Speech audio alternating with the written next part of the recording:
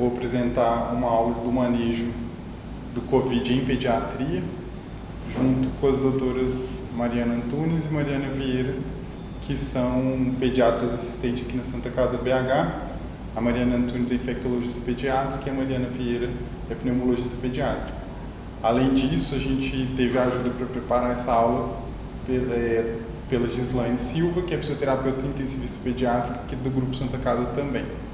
Essa aula foi preparada com o intuito de ajudar um pouquinho nesse momento que a gente está vivendo de pandemia do coronavírus, sobre algumas informações que a gente acredita que são relevantes no dia a dia dos profissionais que atuam em pediatria frente ao enfrentamento do coronavírus. Foi uma aula preparada a várias mãos, foram algumas semanas de estudo. Mesmo que a gente queira contemplar tudo sobre o novo coronavírus, a gente não vai conseguir. A ideia é dar uma pincelada geral e focar principalmente nas partes mais importantes do cuidado assistencial para toda a equipe. Então, primeiro falar um pouquinho da evolução do Covid-19. Em dezembro de 2019, começaram a surgir os primeiros pacientes com uma pneumonia de causa desconhecida na China, na província de Hubei, em Wuhan.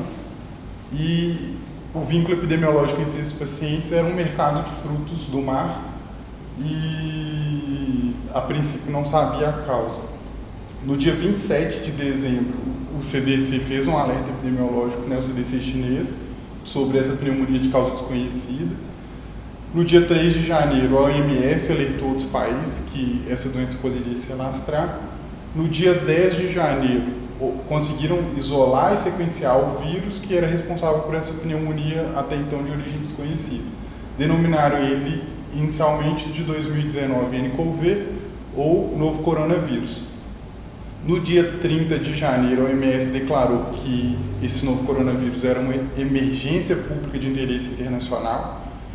No dia 25 de fevereiro, o Brasil confirmou o primeiro caso de coronavírus, desse novo coronavírus. No dia 11 de março, o surto do coronavírus no mundo foi declarado uma pandemia pela Organização Mundial de Saúde. E no dia 17 de março, a gente aqui em Belo Horizonte teve o primeiro caso local e o primeiro caso de transmissão comunitária. E chegamos à situação atual que a gente consegue acompanhar todos os dias nos jornais. Falando um pouquinho de quem são os coronavírus. Então, os coronavírus são uma família de vírus, a coronaviridae, que pertence à ordem dos nidovirais. Esses vírus têm a capacidade de infectar tanto homens quanto animais. São vírus de RNA de fita simples, o que ajuda eles a ter um potencial mutagênico grande. E, em função desse potencial mutagênico e da transmissibilidade, eles também têm um potencial endêmico e epidêmico também. Aqui mostrando um pouquinho por que os coronavírus recebem esse nome, por conta da estrutura deles, a microscopia eletrônica. Eles têm essas espículas que formam um formato de coroa, por isso que eles recebem o nome de coronavírus. Aqui só um esqueminha mostrando os principais coronavírus que a gente conhece. Hoje são 7 tipos diferentes de coronavírus que infectam humanos. A gente tem vírus que causam doenças leves a moderadas, que são o HCOV 229E, o HK1, o NL63, o OC43.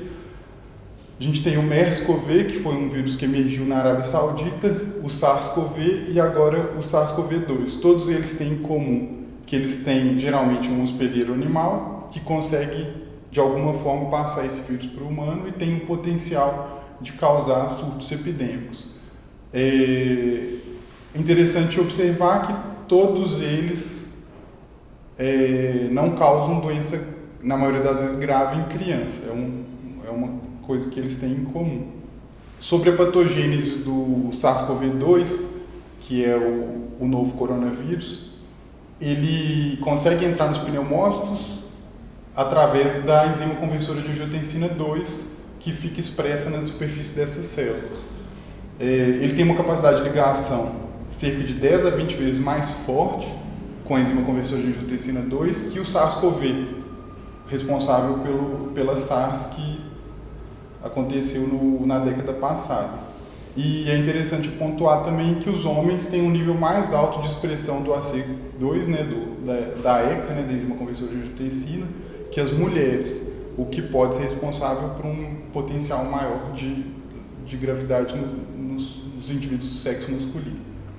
Assim como os outros vírus da família dos coronavírus, o SARS-CoV-2 ele tem o potencial de transmitir de pessoa para pessoa, principalmente através de gotículas respiratórias e dispersão de aerosol.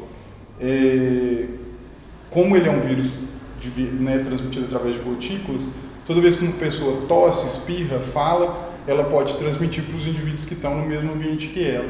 E quando as gotículas respiratórias entram em contato com alguma superfície e uma pessoa entra em contato com essa superfície e depois leva a mão aos olhos, nariz ou boca, ela pode levar o vírus que está no ambiente e ser infectada por ele. Por isso que a gente faz as recomendações de higienizar sempre as mãos e com água e sabão ou álcool em gel para tentar impedir que o vírus que está no ambiente, que a gente toca sem perceber, seja levado às nossas mucosas. É interessante uma coisa desse coronavírus que tem sido falado é que ele também foi detectado em amostras de fezes. A princípio, que poderia significar uma transmissão fecal oral, mas até o momento a gente não tem evidência que corrobore com isso. Apesar do vírus estar presente no trato gastrointestinal e estar presente em amostra de fezes de paciente infectado, não tem evidência que a transmissão fecal oral tem um papel relevante na transmissão da doença. É muito importante falar sobre o SARS-CoV-2, a questão da transmissão por pacientes assintomáticos. Vários artigos têm sido publicados e mostrando que ele tem um potencial de transmissão grande mesmo entre indivíduos assintomáticos. E o que faz a gente especular isso é que a carga viral dos pacientes sintomáticos e assintomáticos é semelhante. E isso pode ser um dos motivos que a doença tem se espalhado de forma rápida. Um outro motivo é o R0 desse vírus. O R0 é a capacidade de uma pessoa infectada transmitir para outras pessoas.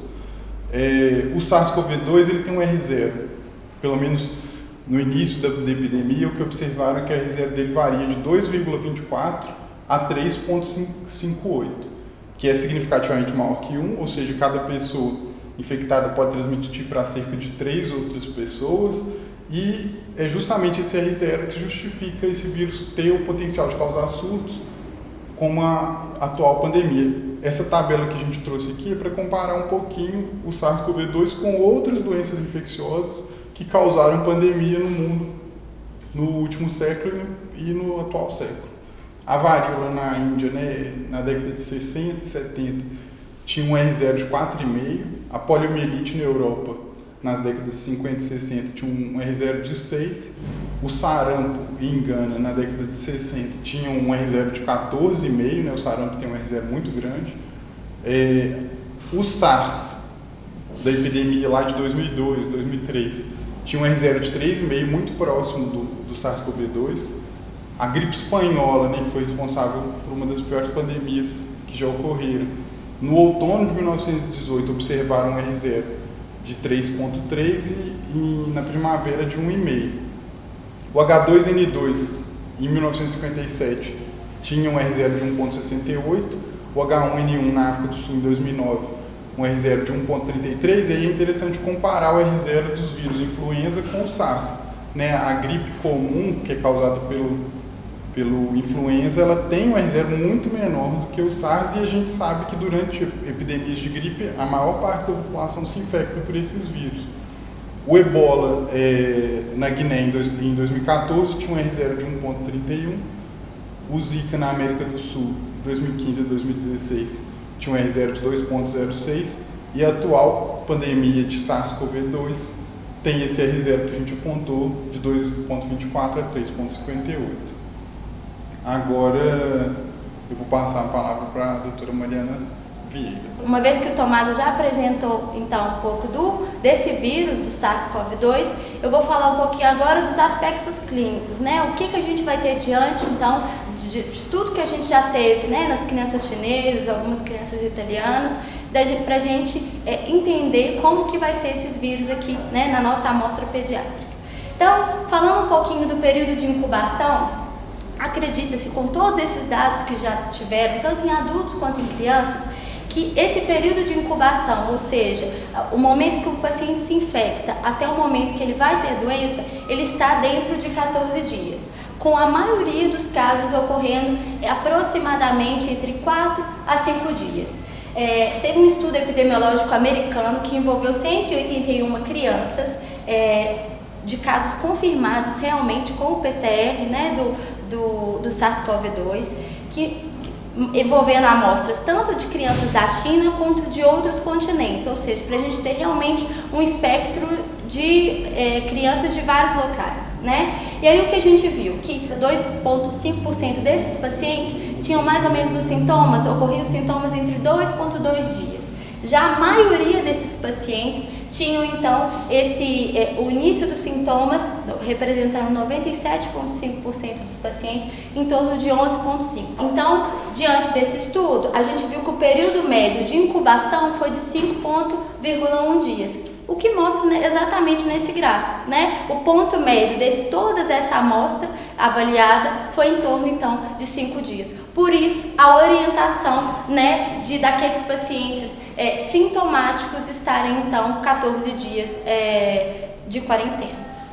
Outra coisa que foi muito importante para a gente entender como é que essa doença está ocorrendo na pediatria, né, foi esse relatório, né, do Centro Chinês de Controle e Prevenção de Doenças, que avaliou 72.314 casos, mas com 44.500 casos realmente confirmados. E aí o que a gente viu que o impacto da idade, né, que idade, que faixa etária que acomete mais? Qualquer idade pode adquirir infecção, mas o que a gente observou é que aqueles pacientes adultos de meia idade mais velho estão sendo os mais acometidos, que é o que a gente tem visto também diariamente, né? A infecção sintomática nas crianças, ela pode ser incomum quando ela ocorre, né? E geralmente ela é leve, embora, eu vou mostrar posteriormente, a gente tenha documentado casos graves, ok? Numa coorte chinesa, né? Nessa coorte chinesa, né, extensa, a gente vê que apenas 2% das infecções ocorreram em indivíduos com menos de 20 anos. Então, realmente é um número expressivo, assim, um número pequeno na pediatria, mas que a gente também não pode negar o acometimento de casos graves. E qual seria o espectro de gravidade da doença? Né? Esse relatório que eu citei anteriormente, ele viu que 81% dos casos a doença vai se manifestar como doença leve, com uma pneumonia leve ou até mesmo sem pneumonia, com sintomas mesmo de trato respiratório superior. Já 14% dos casos a gente observa que os pacientes vão apresentar uma doença grave, né, apresentando dispneia, hipóxia, com envolvimento realmente pulmonar, né? E já em 5% dos casos uma doença realmente crítica, né, em que o paciente evolui com insuficiência respiratória, choque, né, e disfunção multiorgânica em razão desse comprometimento pulmonar importante. A mortalidade, né, em razão desse quadro de gravidade, até o momento, os casos que a gente já tem, ela está em torno de 2,3%, né, e a gente ainda não foi relatados mortes entre os casos não críticos. Então, apenas naqueles casos muito graves em que a gente observou realmente as mortes, né? E o que a gente observou que aquelas mortes estavam incluindo os pacientes que tinham comorbidades, né? Como doença cardiovascular, diabetes mellitus, doença pulmonar crônica, hipertensão e até algum tipo de câncer. O mais importante para a gente, então, é avaliar as amostras pediátricas. E recentemente foi publicado esse artigo envolvendo, né, aspectos epidemiológicos realmente de 2.143 crianças, sendo que desse número, 731 crianças, que correspondia a praticamente 34%, havia sido confirmado realmente laboratorialmente. Os outros casos seriam casos suspeitos, que tiveram algum contato com um paciente que realmente foi positivo. E o objetivo desse trabalho, então, é avaliar exatamente isso, o espectro clínico, né? Na amostra pediátrica, o que a gente tem de dados, então? Bom, a média de idade dessas crianças foi de 7 anos, como a gente pode ver aqui representado em vermelho na primeira tabela. nós não tivemos diferença entre sexo, que a gente pode ver aqui pelo valor do P, que não teve significância estatística variando, né, conforme sexo masculino e feminino. E o que a gente observou, dividindo eles pelo espectro de gravidade, a gente viu que 4,4% dos pacientes eram assintomáticos. O que é isso? Eles tinham o teste positivo, mas eles não tinham sintomas nem alteração radiológica, representado aqui então em verde, para fazer alusão ao que eu falei aqui anteriormente. A maioria dos pacientes, 50%, um pouquinho mais, né, quase 51%, tinham sintomas de infecção do trato respiratório superior. Então eles poderiam ter febre ou não, mialgia, tosse, dor de garganta, coriza e espirros, e eles observaram que alguns desses pacientes também manifestavam sintomas gastrointestinais, como vômitos, dor abdominal, náuseas, né? Representado aqui em azul na tabela. Já os casos moderados representaram 38,8% desses casos. E nesse caso, apesar do paciente ter um quadro de pneumonia documentada, com um quadro de tosse seca, que poderia ter evoluído para uma tosse produtiva e febre, esses pacientes considerados como moderados não tiveram dispneia nem hipoxemia, representado na tabela em amarelo. Já os casos graves, a gente observou sintomas respiratórios mais precoces, caracterizados inclusive por tosse e febre, que evoluíram com dispneia, de saturação, e aí eles documentaram uma saturação menor que 92%, com cianose central. Já os casos críticos também tiveram uma evolução rápida e, basicamente, assim, a evolução rápida já se transformou num desconforto respiratório agudo, né, culminando numa falência respiratória e acometendo, inclusive, outros sistemas, como encefalopatia, injúria miocárdica, disfunção da coagulação e insuficiência renal aguda, representado em preto na tabela. E aí eu chamo a atenção um pouquinho para a gente observar um pouquinho mais dessa tabela, que a gente vê que nos pacientes críticos, aqueles que mais foram acometidos, dentre todos os pacientes, né, críticos, foi a faixa etária de menor de 1 ano de idade. Falando um pouquinho ainda dos aspectos clínicos, nesse estudo que envolveu 171 crianças publicados no New England recentemente, eles viram que dos sintomas referidos, a gente tinha tosse, eritema faríngeo e febre, com uma mediana de duração de 3 dias, como sintomas que mais eram referidos para aquela criança que chegava num serviço de atendimento médico. Enquanto que na admissão, o que eles observavam que a taquipneia, a taquicardia e a saturação menor que 92%, associada à congestão nasal, eram os sinais que mais eram observados pelos profissionais de saúde. E aí eu faço um parêntese que a febre ocorreu em menos de 50% dos casos. Então, não necessariamente a gente observa febre em todos os casos.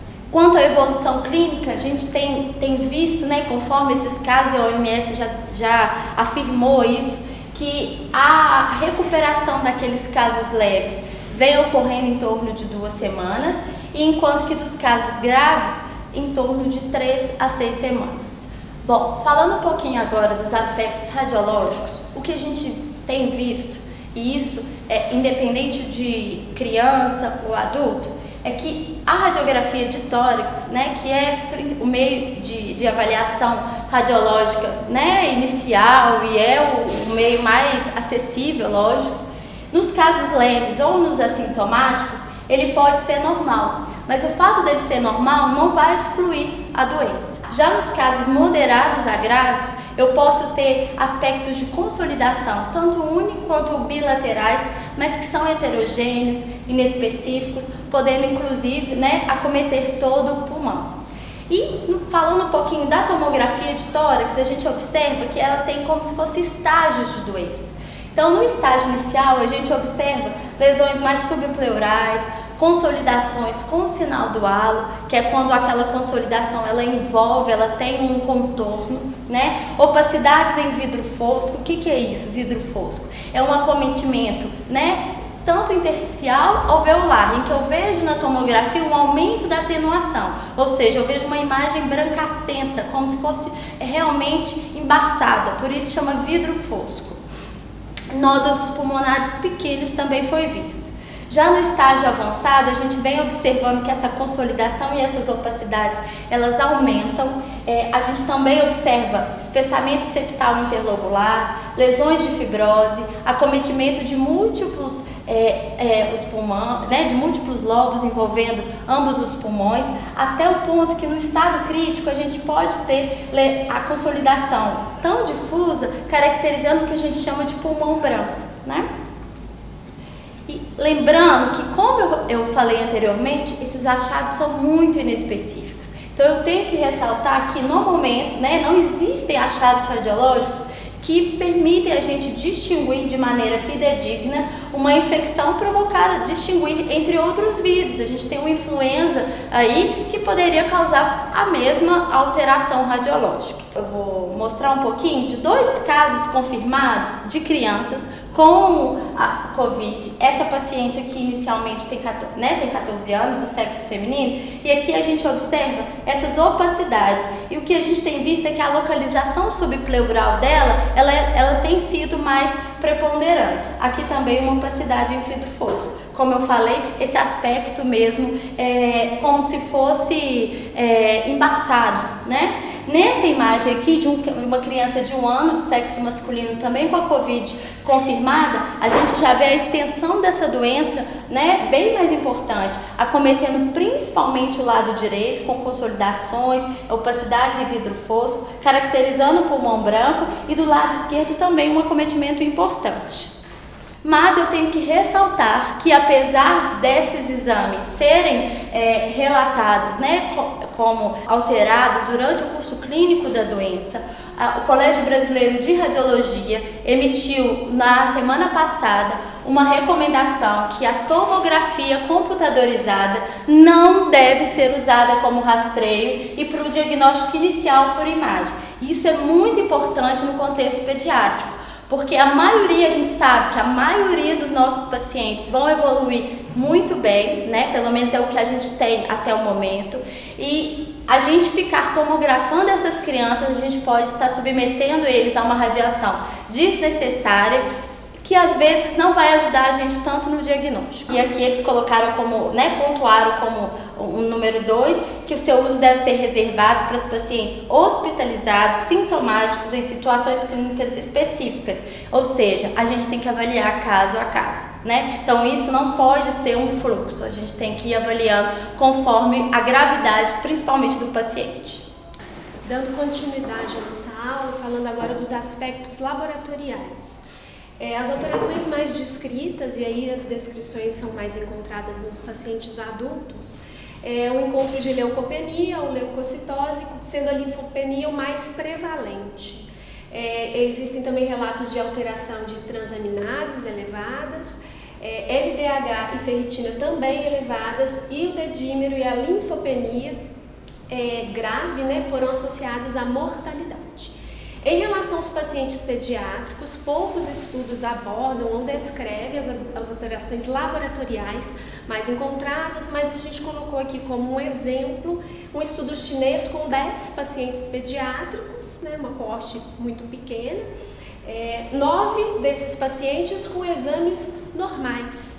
E poucos casos aí descrevendo, igual nas coortes com os pacientes adultos, leucopenia, leucocitose, linfocitose e transaminases elevadas. A linfopenia também foi encontrada em maior quantidade em pacientes pediátricos.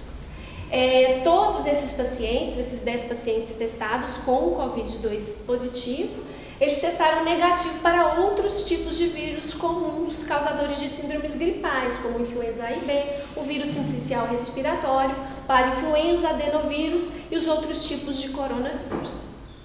Falando um pouco mais da abordagem, né, como agir em frente, né, aos casos, nós temos que seguir, diante de uma pandemia, a gente segue as recomendações dos órgãos competentes.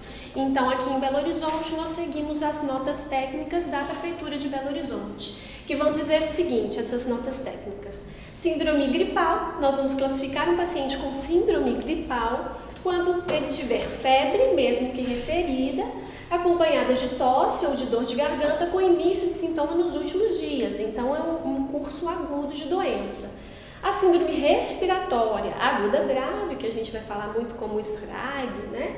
É um indivíduo que esteja hospitalizado ou que tenha indicação de hospitalização, esteja com febre, mesmo que referida, acompanhada de tosse ou de dor de garganta e que apresente dispneia ou saturação baixa, né? Menor que 95%.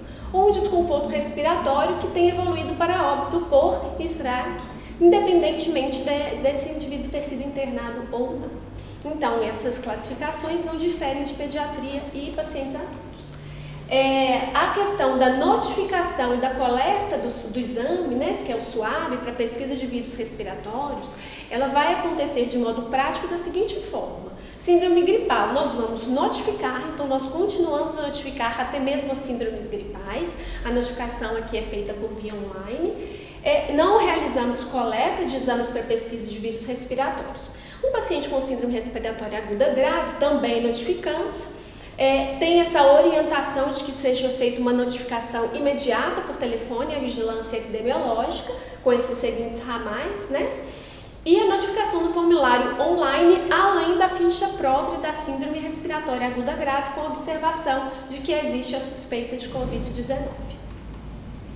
Em relação aos profissionais de saúde, que também gera muita dúvida, profissionais de saúde com sintomas respiratórios, a coleta do SWAB para pesquisa de vírus poderá e deverá ser priorizada. Tanto é que a prefeitura, além da notificação, ela tem orientado se dirigir ao Secovid, né, nesse endereço para preencher, comportando a ficha de notificação, a carteira do conselho de classe, que esse profissional faz parte, os documentos que comprovam o exercício em Belo Horizonte para a coleta dessa amostra. Esses profissionais, eles vão ser afastados até o resultado de exames ou preencher os critérios de suspensão, ou até preencher os critérios de suspensão de isolamento domiciliar. Essa é a orientação da Prefeitura de Belo Horizonte, né?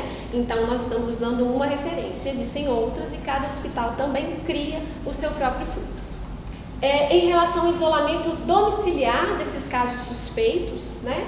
Não são todos os pacientes que vão ser internados e, inclusive, é interessante que a maioria seja encaminhada para casa com síndrome gripal, né? Vão permanecer em isolamento domiciliar.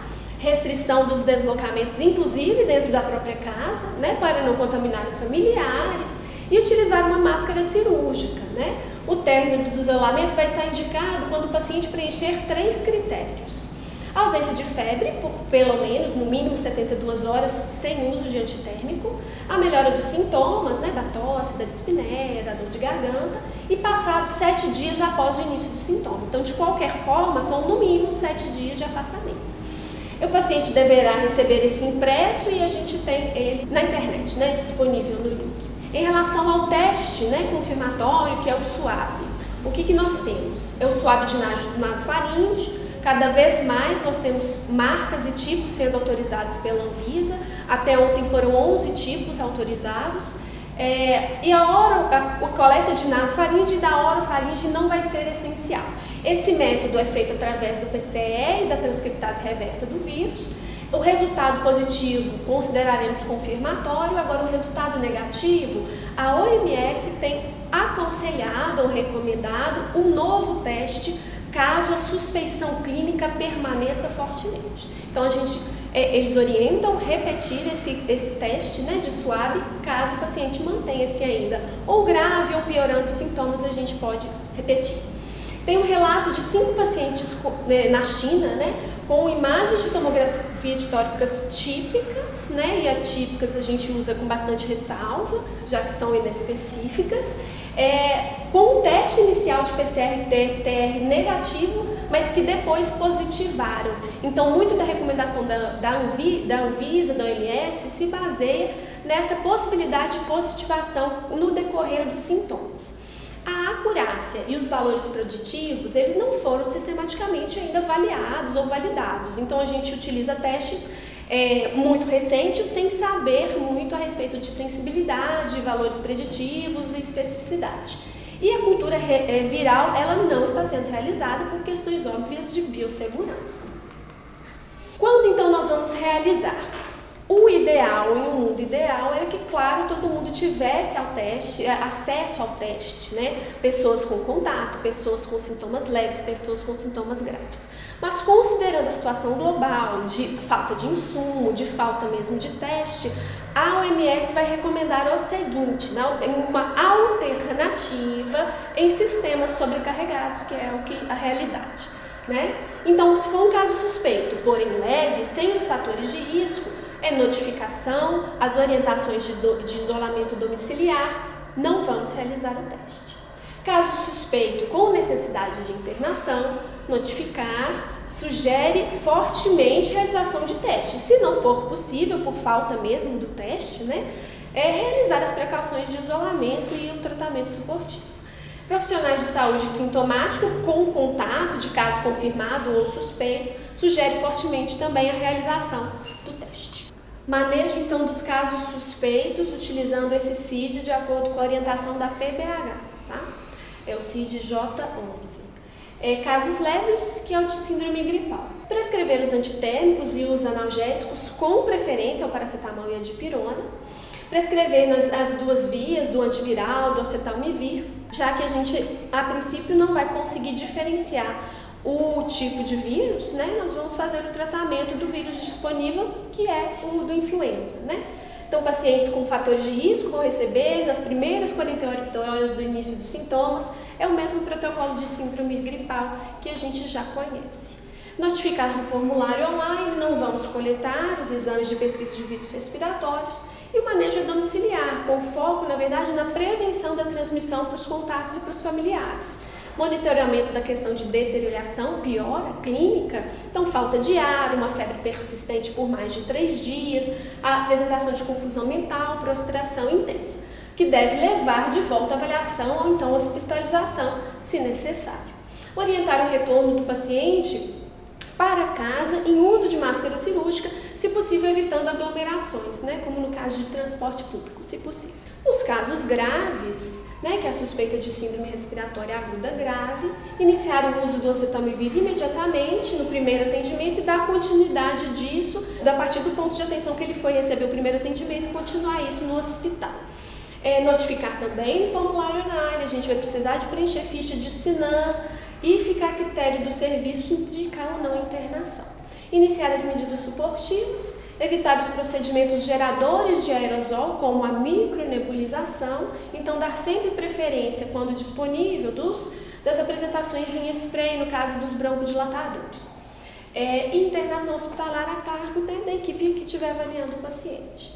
O tratamento suportivo, o que é isso? É oxigenoterapia, né, suplementar de preferência, claro, em baixos fluxos, através de cânula nasal. Por quê? É relato de utilização de oxigênio de alto fluxo, né, como no caso de ventilação invasiva e pressão positiva, de que isso seja produtor, né, de aerosol, então, portanto, tem que ser evitado. Claro que, se necessário, o paciente vai fazer uso e nós vamos utilizar as máquinas, né, as máscaras necessárias para isso, para atender o paciente. Nos cuidados hospitalares, a pneumonia, óbvio, né, na incerteza diagnóstica, ou então na possibilidade de co-infecção, a gente vai avaliar nesse início de terapia empírica para pneumonia adquirida de comunidade, bacteriana, e iniciar antibiótico com atividade tanto para os germes típicos quanto atípicos, claro que isso é discutido caso a caso, né, não é uma regra fixa.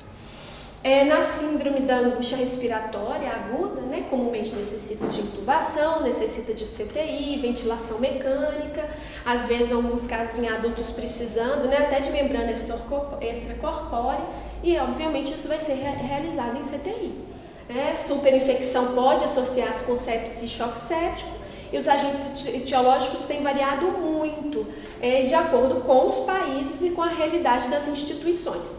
Tem descrições, inclusive, de agentes incomuns, como o acineto e o aspergilos, mas claro que o paciente apresentando uma comorbidade que permita esse tipo de vírus, né, atípico. De opções terapêuticas, o que nós temos? São medicamentos experimentais e a combinação também de medicamentos experimentais. Então, o que tem em estudo? Né? O Remdesivir, lopinavir com ritonavir, o tocilizumab, hidroxicloroquina, com azitromicina estão em investigação. Em Em pacientes graves, como tentativa heróica, alguns CTIs têm utilizado. Tá? A maioria desses agentes demonstrou uma certa eficácia in vitro, mas ainda faltam, obviamente, estudos, né, que evidenciam realmente a recomendação de uso em larga escala. A questão dos glicocorticoides. As evidências atuais sugerem que os corticosteroides não afetaram a mortalidade, mas diminuíram a depuração viral. O que isso significa? Que o vírus permanece circulando por mais tempo dentro da pessoa.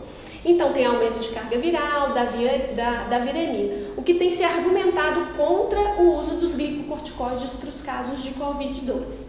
Mas os corticoides, né, sistêmicos, apesar de não precisarem ser administrados rotineiramente, o paciente que faz uso crônico, né, isso não vai ser absolutamente suspenso. Né? Então, tudo é a questão de risco-benefício. Os AINES, né, tem relato de que esse uso desses anti-inflamatórios não esteroidais no início do curso da doença possa ter um impacto negativo no resultado dessa doença. Contudo, a OMS não se posicionou contra esse uso caso tenha a indicação clínica. Dentro de hospital, o que a gente pode fazer para controlar, né, essa disseminação, prevenir e controlar essa possível disseminação? Nos casos suspeitos inconfirmados, né, e nos acompanhantes desses pacientes, o que nós vamos orientar? Exaustivamente, inclusive. A higienização das mãos, principalmente, com água e sabão. Sabonete preferível que seja líquido, né, porque o sólido pode ser um meio de contaminação. Ou então uma preparação alcoólica 70%. Além disso, nós vamos orientar que ambos utilizem máscara cirúrgica e que utilizem preferencialmente lenços de papel para eliminar tosse, espirro e secreção. Não utilizar aqueles lenços antigos de tecido, né? Os profissionais de saúde em pacientes, né, que vão examinar diretamente esses pacientes, o que eles precisam? Antes de tudo, higienização adequada, ausência de adornos nas mãos, que isso é muito importante, anéis, pulseiras, relógios não podem ser utilizados, né? E higienização das mãos também com água, sabonete líquido, ou então uma preparação alcoólica, 70%. Óculos de proteção, né? Ou então um protetor facial, que a gente tem visto muito. O avental, as luvas de procedimento, o gorro para quando a gente vai fazer procedimento que gera aerossol, a máscara cirúrgica. Agora, quando a gente for fazer procedimento gerador de aerossol, vai ser necessária a N95 ou os equivalentes. No caso dos profissionais de apoio, quem são eles? Os profissionais de higiene e de limpeza, a nutrição, a manutenção, etc. Vai ser higienização de mãos, sabonete líquido ou água, preparação alcoólica. E os óculos de proteção facial, avental, luva de procedimento e o gorro para casos de procedimentos que geram aerosol. O que são procedimentos que geram aerosol? São intubação, aspiração traqueal, ventilação mecânica, invasiva ou não invasiva, a ressuscitação cardiopulmonar, ventilação manual antes da intubação, a VPP, e a coleta de amostras nasotraqueais. Então, são coletas mais profundas do que da nasofaringe. E aqui a paramentação. Então, o que nós utilizamos para nos paramentarmos, para atender um paciente em enfermaria de isolamento? Primeiro, antes de tudo, ausência de adornos nas mãos, cabelos presos para as mulheres, e nós vamos limpar e higienizar nossas mãos. Se não tiver uma pia por perto, a gente vai utilizar a nossa preparação alcoólica, né? Passando o álcool, e é naquela questão de contagem de 20 segundos, tentando contemplar, né, todas as nossas regiões de entranha, né, de interdigitais, os pulsos, não esquecer de poligar, que é uma coisa que a gente às vezes esquece, pontas dos dedos, interior das unhas, e aí sim eu posso iniciar a minha colocação de EPI. Então, a máscara, posiciono a máscara, coloco meu óculos que tem que ser de uso pessoal, também já higienizado. Após essa colocação, eu passo novamente o álcool, porque eu posso contaminado, com alguma estrutura e superfície aqui para pegar, naquela mesma orientação, né, fazer uma higienização de qualidade das mãos. Vou pegar o capote, abri-lo de forma a não contaminá-lo em nenhuma superfície. Aqui o local está pequeno, né, mas a gente trabalha em locais pequenos, então nós temos que ter cuidado mesmo.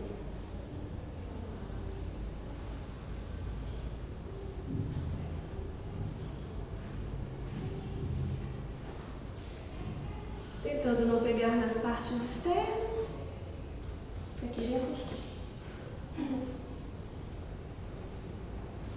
A gente realiza, né, o laço aqui posterior. Passo novamente o álcool, né? Observando a técnica. Entro em enfermaria, ao encostar na enfermaria, na maçaneta da porta, eu estou contaminando, então eu tenho que lembrar disso. Eu vou entrar, passar o álcool novamente, já que eu entrei numa estrutura, encostei numa estrutura contaminada, e aí sim colocar a luva. Então a luva é o último que nós devemos fazer para examinar o paciente, né? Prendendo, né? E assim, sim, eu tenho autorização para examinar o paciente. Terminei, a primeira coisa que sai é a última que entrou. Portanto, luva, lixo branco, tá? Que é o infectante do grupo A. Passo o álcool, né? Porque eu posso ter me contaminado ao retirar a luva. Retiro o capote, então também elimino o capote, passo novamente o álcool,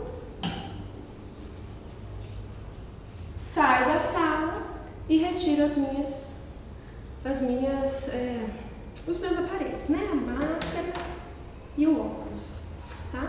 Elimino também a máscara. E o óculos pode ser lavado com água e sabão, tá? E aliás tem que ser lavado após cada utilização para a gente poder reutilizá-lo depois. Em relação a uma dúvida constante que a gente recebe nem sempre será possível que o paciente tenha o seu próprio esteto, o seu próprio oxímetro disponível em beira de leito. Então, às vezes é necessário que a gente utilize os nossos próprios aparelhos médicos, né? Os nossos estetos, os termômetros, os nossos oxímetros. O que temos que saber é, podemos utilizar os nossos aparelhos, né, desde que a gente realize depois a higienização com o álcool, né, a preparação alcoólica a 70%. A gente tem que lembrar de eliminar qualquer tipo, né, o resquício de contato através dessa preparação alcoólica. Tem tanto os nossos estetos, os oxímetros, né, e termômetros, por exemplo. E para finalizar, né, as situações especiais, em pediatria uma situação especialíssima, né, que a gente tem, é a questão da amamentação. O que fazer em caso, né, de pandemia e meu filho amamenta, eu tenho sintomas ou eu tive uma febre com dor de garganta, o que a Sociedade Brasileira de Pediatria vai orientar? Que até o momento, né, até que existam novos estudos que neguem, né, esse nosso raciocínio, nós somos favoráveis à amamentação, né, dessas mães portadoras de Covid-19 e até se for o desejo das mesmas, né, de continuarem a amamentação. As principais publicações nesse tema até então indicam que, como vários outros tipos de infecções virais, os benefícios da amamentação superam os riscos da transmissão do Covid-19 para esse bebê. Então, é para seguir, claro, as orientações de higienização das mãos, das mamas, né? E fazer essa amamentação com o uso de máscara cirúrgica, já que você é um paciente sintomático. As nossas referências, né, são referências tanto internacionais quanto nacionais, a Organização Mundial de Saúde, o Ministério da Saúde, a Prefeitura de Belo Horizonte e o CDC. Gostaríamos de agradecer. Até a próxima.